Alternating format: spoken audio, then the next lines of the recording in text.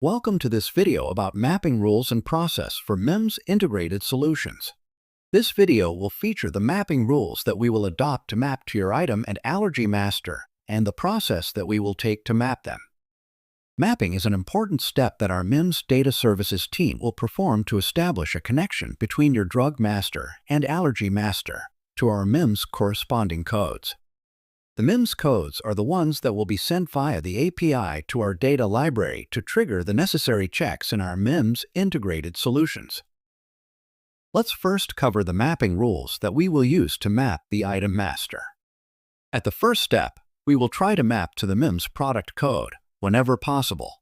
An example of a MIMS product code will be Crestor 10 mg tablet. It will contain the brand name, strength, and dosage form. If we cannot find a corresponding brand in our database, we will proceed to the next step, which is to map to our GGPI codes. GGPI stands for Global Generic Product Identifier, and it will contain the active ingredient, strength, and dosage form. Going back to our earlier example of Crestor, the GGPI term will be atorvastatin 10 mg tablet.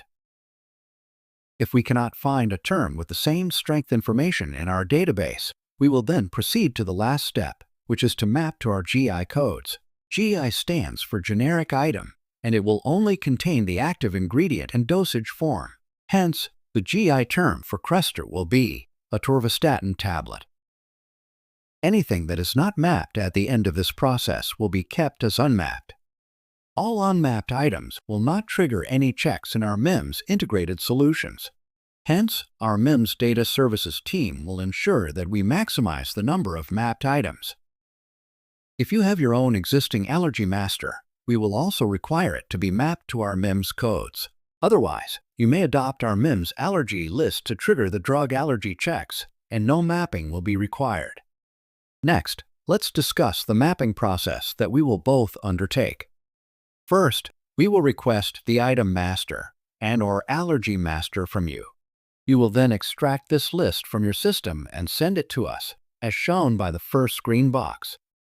Once MIMS have received the files, we will begin the mapping according to the mapping rules shared earlier.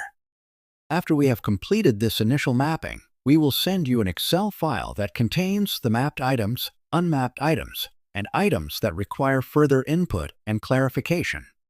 The pharmacists on your team will need to review this initial mapping and provide feedback, as shown in the second green box.